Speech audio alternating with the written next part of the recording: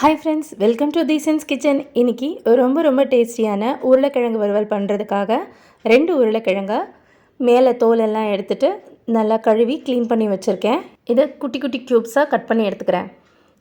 இப்போது இந்த உருளைக்கிழங்கு முழுகிற அளவுக்கு கொதிக்கிற தண்ணி வச்சுருக்கேன் ஒரு கடாயில். அதில் கொஞ்சமாக சால்ட்டு சேர்த்துடுறேன்.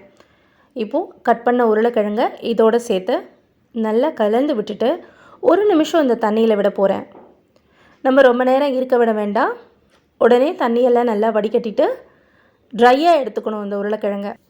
இப்போ உருளைக்கிழங்குல காரம் சேர்க்கறதுக்காக கடாயில் கொஞ்சமாக எண்ணெய் சேர்த்து கடுகு போட்டு பொரிய விடுறேன். கொஞ்சம் கருவேப்பிலை சேர்த்துடுறேன்.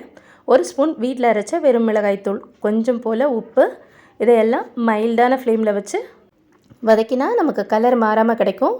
இது கூட உருளைக்கிழங்கை சேர்த்து எல்லா பக்கமும் மசாலா ஸ்ப்ரெட் ஆகிற மாதிரி கலந்து விட்டுட்டு மூடி போட்டு 2 நிமிஷம் மாதிரி வேக விடலாம்.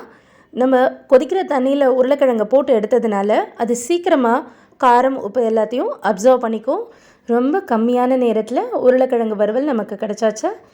இந்த ரெசிபி உங்களுக்கு பிடிச்சிருந்தா லைக் பண்ணுங்கள், ஷேர் பண்ணுங்கள், சப்ஸ்கிரைப் பண்ணி என்னை சப்போர்ட் பண்ணுங்கள்.